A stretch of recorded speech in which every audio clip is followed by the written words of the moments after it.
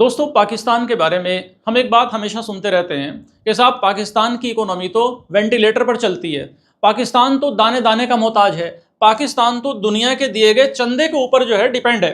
लेकिन साहब इसी पाकिस्तान ने पिछले 16 महीने में स्पेस के अंदर 6 ऐसे खतरनाक जासूसी सैटेलाइट छोड़ दिए हैं।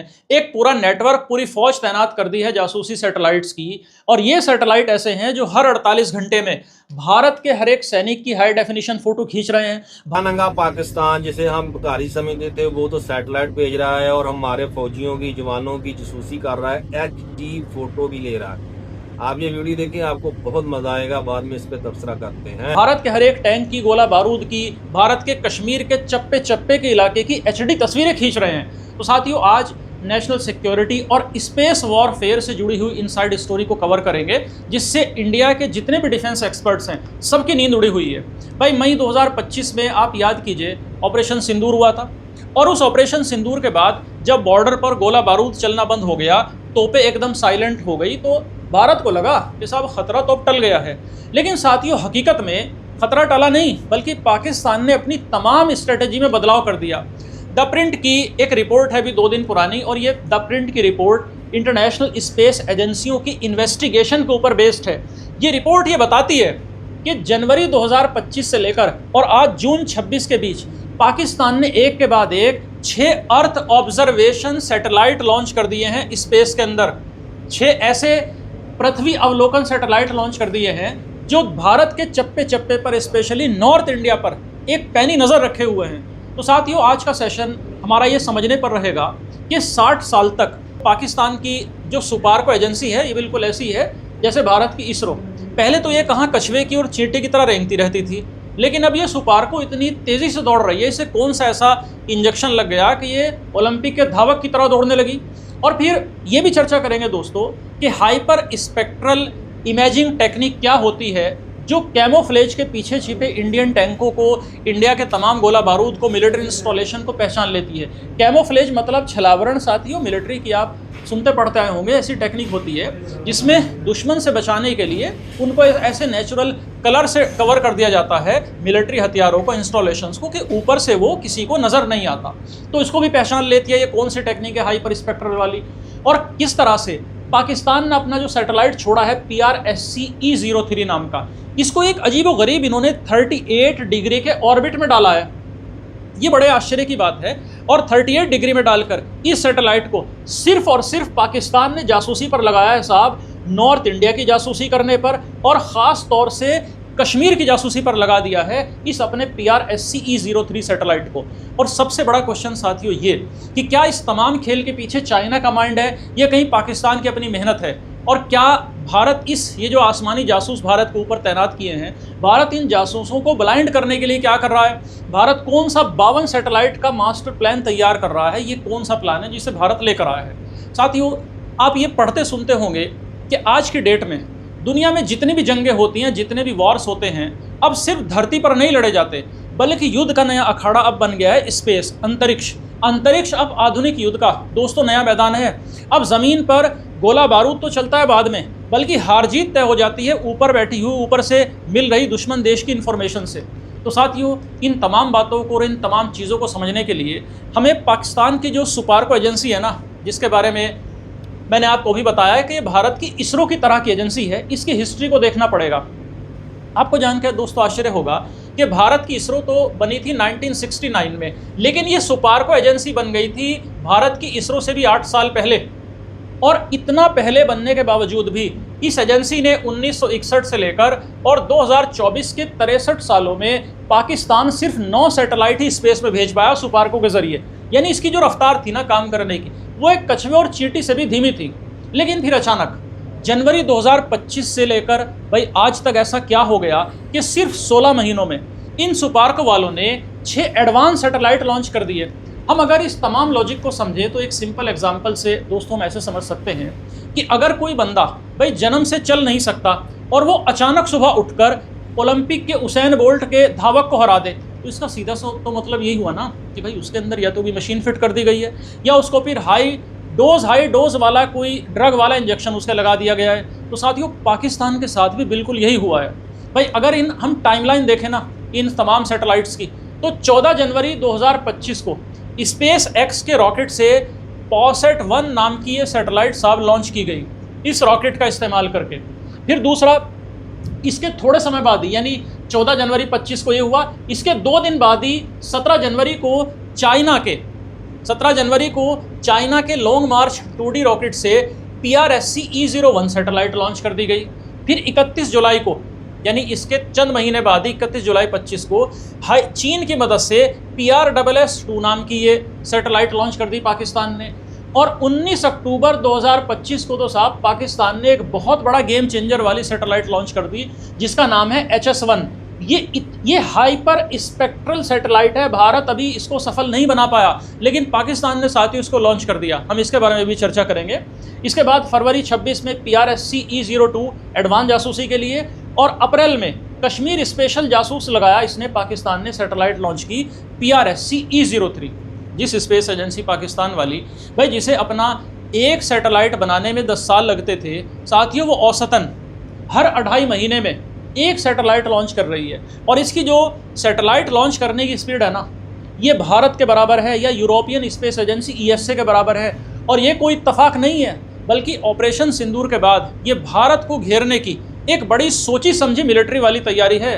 पाकिस्तान दोस्तों दुनिया के सामने ये दावा कर रहा है कि जितने भी सैटेलाइट हमने छोड़े हैं ये साहब सिविलियन इस्तेमाल के लिए हैं, जैसे खेती बाड़ी के लिए या बाढ़ से बचाने के लिए या मौसम का हाल जानने के लिए। लेकिन स्पेस स्ट्रेटजी एक्सपर्ट्स की साफ वार्निंग है कि जो कैमरा खेती में फसलों की निगरानी कर सकता है, वही कैमरा बॉर्डर पर मिलिट्री छावनी, जितने मिलिट्री कैंट हैं, उनकी सर्विलांस भी कर सकता है। तो साहब ये जितने भी 6 सैटेलाइट पाकिस्तान ने छोड़े, इनमें सबसे डरावना है साथियों 19 अक्टूबर को छोड़ा गया, ये 19 अक्टूबर 2025 को छोड़ा गया ये HS-1 सैटेलाइट। ये बड़ा गेम चेंजर है पाकिस्तान के लिए। ये hyper spectral earth observation satellite है। इसे समझने के लिए साथियों सिंपल उदाहरण से आप ऐसे समझ लीजिए कि मान लीजिए आप अपने मोबाइल से जो फ़ोटो खींचते हो वो एक नॉर्मल कैमरा है। 9वीं 10वीं में साइंस पढ़ने वाले आप में से जानते होंगे कि 3 रंगों के ऊपर कैमरा चलता है, रेड, ब्लू और ग्रीन। लेकिन एक हाइपर स्पेक्ट्रल कैमरा एक सुपर डिटेक्टिव की तरह काम करता है। ये उन सैकड़ों रंगों को, उन सैकड़ों तरंगों को देख सकता है जिन्हें ह्यूमन आई नहीं देख सकती, जिन्हें इंसानी आंख नहीं देख सकती। अब इसका सेना में क्या इस्तेमाल है? तो दोस्तों इसका सेना के इस्तेमाल के लिए आप ऐसे कल्पना कीजिए कि मान लीजिए इंडियन आर्मी ने बॉर्डर पर अपने टैंकों को, अपने मिसाइलों को, अपने तमाम गोला बारूद को छिपाने के लिए उनके ऊपर ग्रीन कलर का कैमोफ्लेज लगा रखा है, या छलावरण जिसे कहते हैं, ऐसा जाल डाल दिया करती है सेना अक्सर। तो एक नॉर्मल सैटेलाइट जब ऊपर से फोटो खींचती है तो उसको ये जाल असली पेड़ पौधों की तरह दिखता है। लेकिन जो HS-1 सैटेलाइट है ना पाकिस्तान की, जो पाकिस्तान ने छोड़ी है, वो असली पेड़ के पत्तों की केमिकल बनावट में और जो प्लास्टिक वाले कपड़े हैं या जाल है उसकी बनावट में तुरंत डिफरेंस कैच कर लेता है। तो वो जो सैटेलाइट है साथियों, वो सिर्फ तस्वीर नहीं खींचता बल्कि ज़मीन पर मौजूद हर चीज़ का फिंगरप्रिंट पढ़ लेता है वो सैटेलाइट। इसका मतलब ये हुआ कि इंडियन आर्मी अब अपने हथियारों को पुरानी टेक्निक से छिपा नहीं पाएगी। साथियों दुनिया भर के जासूसी जितने भी सैटेलाइट्स होते हैं आमतौर पर वो सन सिंक्रोनस ऑर्बिट में छोड़े जाते हैं। सन सिंक्रोनस ऑर्बिट मतलब जिसे नॉर्मली SSO कहते हैं। अब ये SSO क्या होता है? देखो जो अर्थ होती है ना हमारी, इसका नॉर्थ पोल और जो साउथ पोल है इस तक घूमने वाली एक ऐसी ऑर्बिट होती है जो 97 डिग्री से लेकर और 105 डिग्री तक का झुकाव होता है इसका। और ये सूरज के साथ सैटेलाइट तालमेल बैठाकर चलती है, मतलब जहाँ जहाँ सूरज घूमकर जाता रहेगा ये सैटेलाइट भी वहीं जाती रहेगी, ताकि हमेशा इसको एक जैसी रोशनी मिलती रहे। सैटेलाइट को इस तरह से चलती है ताकि पूरी दुनिया की जासूसी ये कर पाए। लेकिन अमेरिका की एक फेमस स्पेस एनालिटिक्स कंपनी है कॉमस्कॉप, उसने एक ज़बरदस्त खुलासा किया। उन्होंने बताया कि पाकिस्तान का वो जो छठा सैटेलाइट है ना PRSC-E03 जो उन्होंने अप्रैल 26 में लॉन्च किया, वो नॉर्मल ऑर्बिट में नहीं है। पाकिस्तान ने इस सैटेलाइट को 38 डिग्री के इंक्लिनेशन पर डाला है, यानी जो इंक्लिनेड ऑर्बिट है वो 38 डिग्री का है। इसका क्या मतलब हुआ? तो देखो इसका सिंपल आप ये समझिए कि दोस्तों मान लो अगर एक कोई सिक्योरिटी गार्ड है और इसकी ड्यूटी पूरे शहर का चक्कर काटने की है, और वो दिन में आपके मोहल्ले में जब पूरे शहर का चक्कर काटेगा तो आपके मोहल्ले का नंबर सिर्फ एक बार आएगा। तो ये तो हुआ साथियों SSO ऑर्बिट।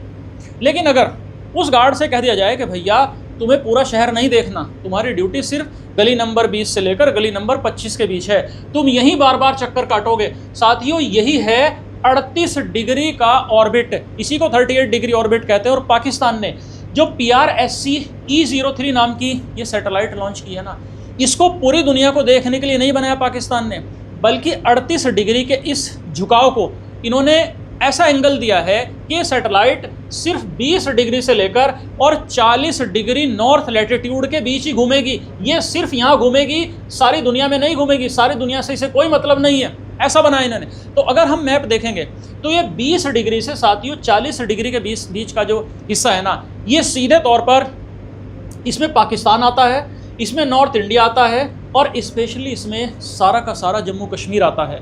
तो ग्लोबल कवरेज की बलि दे दी पाकिस्तान ने कि हमें ग्लोबल कवरेज हमें चाहिए ही नहीं, हमें तो सिर्फ ये इलाका चाहिए। और इस सैटेलाइट को इस तरीके से सेट किया पाकिस्तान ने कि ये सैटेलाइट हर दिन कई बार सिर्फ और सिर्फ कश्मीर के ऊपर से गुजरेगी, नॉर्थ इंडिया के ऊपर से गुजरेगी। मतलब पाकिस्तान अब हर 48 घंटे या 48 से भी कम टाइम के पीरियड में भारत की तमाम मिलिट्री मूवमेंट को अपनी स्क्रीन पर देख रहा है, भारत की नेवल तमाम शिप्स की मूवमेंट को अपने स्क्रीन पर देख रहा है और भारत के एयरबेस का पूरा फ्रेश डेटा अपनी स्क्रीन पर देख पा रहा है।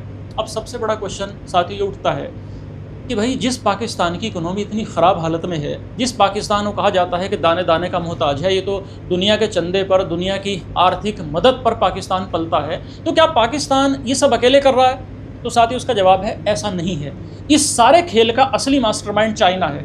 पाकिस्तान ने ये जो 6 सैटेलाइट छोड़े हैं ना, इसमें 5 सैटेलाइट डायरेक्टली चाइना के लॉन्ग मार्च रॉकेटों से और चाइना की टेक्नोलॉजी से स्पेस में भेजे गए हैं। लेकिन चाइना ऐसा कर क्यों रहा है? भाई चाइना को इससे क्या मिलेगा? तो दोस्तों इसे डिप्लोमेसी की लैंग्वेज में प्लॉजिबल डिनायबिलिटी कहते हैं, कूटनीति की भाषा में प्लॉजिबल डिनायबिलिटी कहा जाता है इसको, मतलब साफ मुकर जाने की कला। भाई हाल ही में आप देखिए कि वेस्ट एशिया में ये वॉर हुआ, ईरान अमेरिका का टकराव हुआ, अभी भी चल रहा है। तो अमेरिका की प्राइवेट कंपनी प्लैनेट लैब्स ने अमेरिकी सरकार के कहने पर ईरान को तस्वीरें देना बंद कर दिया था। तो मतलब आप समझिए कि स्पेस वॉर कितना बड़ा रोल निभा रहा है इस समय दुनिया के युद्धों में। तो इससे सबक लेते हुए चाइना ने पाकिस्तान को अब सिर्फ सर्विस नहीं दी, बल्कि अपना पूरा सिस्टम, पूरा तामझाम, अपनी गाड़ी की पूरी चाबी दे दी, पूरा कागज़ ही दे दिया उसको, सारा सिस्टम पकड़ा दिया चाइना ने पाकिस्तान को। और चाइना का क्या लॉजिक है? अब चाइना इसके पीछे देखो ये कहता है कि हम तस्वीरें नहीं दे रहे, हमने तो बस अपने सैटेलाइट बेच दिए हैं। अब पाकिस्तान उससे क्या करता है, जासूसी करता है नहीं करता, इससे हमारा क्या लेना देना? प्लॉजिबल डिनायबिलिटी में आ गया, मतलब मुकर गया एकदम, जबकि चाइना को पता है बहुत अच्छे से कि ये क्यों दिया और पाकिस्तान इसका क्या करेगा। लेकिन दोस्तों इंडिया की जितनी भी इंटेलिजेंस एजेंसियाँ हैं वो बहुत अच्छे से जानती हैं कि चाइना जो कह रहा है ना कि भाई मुझे क्या पता, चाइना जो इतना इनोसेंट बन रहा है, ये सच्चाई नहीं है। इसरो के तमाम साइंटिस्ट भी इस बात को जानते हैं और मानते भी हैं कि चाइना और पाकिस्तान के बीच ये जो रियल टाइम इंटेलिजेंस शेयरिंग हो रही है ना, ये जो एग्रीमेंट हुआ है, भाई ये एक एग्रीमेंट है दोनों के बीच में जासूसी के लिए। और चाइना के पास अपना खुद का एक याओगन नाम का दोस्तों खतरनाक मिलिट्री सैटेलाइट नेटवर्क है। और ये ऐसा सैटेलाइट नेटवर्क है जिसमें 140 से ज़्यादा, जी हाँ मोर देन 140 इसके अंदर जासूसी सैटेलाइट्स हैं जो बादलों को चीर कर किसी तस्वीर को ला सकते हैं, किसी अंधेरे को चीर कर रख देते हैं, किसी में रडार और तमाम इलेक्ट्रॉनिक खुफिया एपरेटस से लैस हैं। ये इतना हाईली डेफिनेशन वाला, इतना हाईली एडवांस लेवल का सैटेलाइट चाइना रखता है। भारत का जो Manohar Parrikar defence research institute है और जो भारत के तमाम एनालिटिकल इंस्टीट्यूट्स है, सबकी ये रिपोर्ट है कि चाइना ने जो अपना नेविगेशन सिस्टम है ना चाइना का, जिसे बेइदू कहते हैं, देखिए इस तरह से है, ये अर्थ है और इस तरह से अर्थ को बींद रखा है चाइना ने चारों तरफ से, या कहिए कि बांध रखा है। तो इस तमाम बेइदू का पूरा मिलिट्री एक्सेस चाइना ने पाकिस्तान को दे रखा है। मतलब पाकिस्तान अब अपनी अमेरिकन जीपीएस पर डिपेंड नहीं है। और ऑपरेशन सिंदूर के दौरान भी पाकिस्तान ने चाइना के रडार और सैटेलाइट की मदद से ही इंडियन आर्मी की लोकेशंस को ट्रैक किया था। और इसरो ये मान रहा है कि आज की डेट में चाइना के सैटेलाइट भारत की ज़मीन को खुद भारत से भी ज़्यादा घूर रहे हैं। भारत का एक एक इंच धरती का टुकड़ा इस समय चाइनीज़ की निगरानी में है। तो साथियों, जब दुश्मन स्पेस से नज़र रख रहा हो तो ज़मीन पर कोई कितनी दीवारें बना ले, कोई कितनी छतें डाल ले, बच नहीं सकता। लेकिन देखो चिंता की बात यह है, अफसोस की बात यह है साथियों, कि पिछले कुछ टाइम से ना भारत के जितने भी इम्पॉर्टेंट मिलिट्री स्पेस मिशन रहे हैं वो लगभग फेल रहे हैं। भाई जनवरी 26 की अगर हम बात करें तो जनवरी 26 में भारत ने अपना EOS-N1 जो अन्वेषण नाम का मिशन था, ये भारत का फेल हुआ। और ये DRDO का बनाया हुआ 150 किलो का हाइपर स्पेक्ट्रल सैटेलाइट था। मतलब इसको ठीक उसी काम के लिए बनाया गया था जो पाकिस्तान ने HS-1 नाम का बनाया है, मतलब दुश्मन के कैमोफ्लाज को पकड़ना, दुश्मन के छलावरण को पकड़ना। फिर मई 2025 में EOS-09 नाम का जो मिशन था भारत का, रीसेट 1B नाम का, ये ख़राब मौसम और बादलों को पार देखने में सक्षम था, ये भी सही कक्षा में नहीं पहुंचा, ये फेल किया। इसके अलावा भारत का जो नेविगेशन सिस्टम है ना, NAVIC, ये जो NAVIC था इसको भी झटके लगे, ये भी पूरी तरह कामयाब नहीं हुआ। तो कुछ डिफेंस एक्सपर्ट्स ये मान रहे हैं कि इसरो का जो ध्यान है ना, जो तमाम रिसोर्सेज हैं, वो चंद्रयान जैसे हाई प्रोफाइल मामलों पर वेस्ट हो रहे हैं। वहाँ ऐसे मिशन पर इतना ज़्यादा फोकस कर दिया इसरो ने कि जो देश का मिलिट्री और टेक्टिकल स्पेस रेस है ना, उसमें भारत थोड़ा सा धीमा पड़ गया है, थोड़ा सा पीछे हट गया है। लेकिन अब आकर के देखिए, भारत ने अपनी नींद तोड़ी है, भारत अब खामोशी से बाहर निकला है। भारत सरकार ने दुश्मन की आंखों को ब्लाइंड करने के लिए और अपनी आंखें खोलने के लिए एक SBS फेज 3 नाम का प्रोग्राम लेकर आया भारत, और इस SBS फेज 3 प्रोग्राम को ग्रीन सिग्नल दिखाया भारत ने। इसके तहत देखो दोस्तों, भारत करेगा क्या कि 2029 तक भारत 52 ऐसे जासूसी सैटेलाइट्स का एक कॉन्स्टिलेशन तैयार कर रहा है, एक महाजाल तैयार कर रहा है। ऐसा जाल बिछाने जा रहा है जिसमें लो अर्थ ऑर्बिट भी शामिल होगा और जियो स्टेशनरी ऑर्बिट, दोनों तरह के सैटेलाइट इसके अंदर शामिल होंगे। दोस्तों, जब कोई जंग छिड़ती है तो सही टाइम पर सही इंफॉर्मेशन ही जीत तय करती है। तो भारत को ये बात समझनी पड़ेगी कि भारत सिर्फ कमर्शियल सैटेलाइट पर, चंद्रयान टाइप मिशन पर डिपेंड नहीं रह सकता। भाई, अंतरिक्ष में अगर जासूसी रोकनी है तो उसका सिर्फ एक ही तरीका है, अपनी जासूसी की ताकत को दुश्मन से 10 गुना ज़्यादा बड़ा करना पड़ेगा। तो साथियों, इस पूरे स्पेस डिफेंस एनालिसिस का अगर हम कुल कंक्लूड करें तो युद्ध का मैदान अब ज़मीन या पानी तक लिमिटेड नहीं है, बल्कि अंतरिक्ष अब एक नई रणभूमि बन गई है, जहां पाकिस्तान चाइना की पीठ पर बैठकर भारत को चैलेंज कर रहा है। और 16 महीने में जो 6 सैटेलाइट और 38 डिग्री का स्पेशल कश्मीर ऑर्बिट इन्होंने डाला है, ये भारत के लिए नींद से उठाने वाली एक कॉल है, एक अलार्म है। जी, आपने वीडियो देखी है, देखिए कैसे ज़्यादा तकलीफ हो रही है और कितना ज़्यादा खौफ का साया है कि पाकिस्तान ने सैटेलाइट 6 भेज दिए और वो हमारी हर हरकत पर नज़र रखे हुए हैं। ये तो ये ऐसे है कि ऐसी है, ये गरीब है, इसकी मोशन ठीक नहीं। आपकी सब बातें ठीक हैं, लेकिन हम आपको ये भी है कि हमारी सब चीज़ें ख़त्म एक साइड पे, और हमारी जो फौजी बजट होता है या फौज का जो हमारा तैयारी होती है, खासकर आपके पास, वो हमारी खास होती है, क्योंकि हमें पता है कि हमने आपके साथ मुकाबला करना ही करना है। हम भूखे प्यासे रह लेंगे, लेकिन आपके साथ हम मुकाबला करते रहेंगे। आपको ये वीडियो कैसी लगी है आपने कमेंट्स में बताना है और चैनल को भी सब्सक्राइब कर लेना है। मिलते हैं एक और नई वीडियो के साथ, तब तक अल्लाह हाफ़िज़।